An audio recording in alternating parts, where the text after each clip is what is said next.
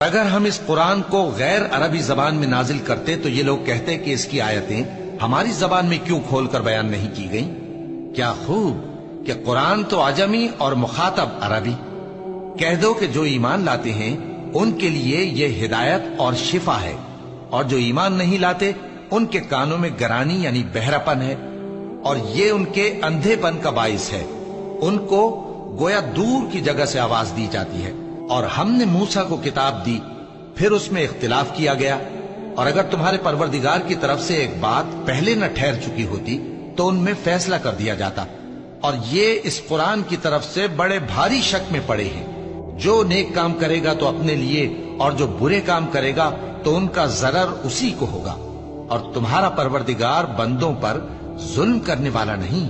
قیامت کے علم کا حوالہ اسی کی طرف دیا جاتا ہے، یعنی قیامت کا علم اسی کو ہے، اور نہ تو پھل غلافوں سے نکلتے ہیں، اور نہ کوئی مادہ حاملہ ہوتی ہے، اور نہ جنتی ہے مگر اس کے علم سے۔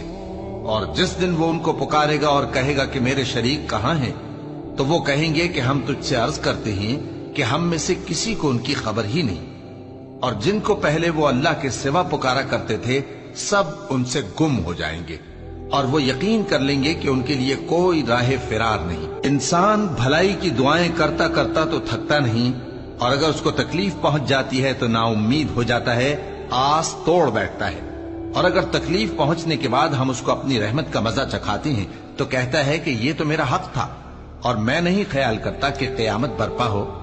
اور اگر قیامت سچ مچ ہو بھی اور میں اپنے پروردگار کی طرف لوٹایا بھی جاؤں تو میرے لیے اس کے ہاں بھی خوشحالی ہوگی۔ پس کافر جو کچھ کیا کرتے ہیں وہ ہم ضرور ان کو جتائیں گے اور ان کو سخت عذاب کا مزہ چکھائیں گے۔ اور جب ہم انسان کو نعمتوں سے نوازتے ہیں تو وہ منہ موڑ لیتا ہے اور پہلو پھیر کر چل دیتا ہے، اور جب اس کو تکلیف پہنچتی ہے تو لمبی چوڑی دعائیں کرنے لگتا ہے۔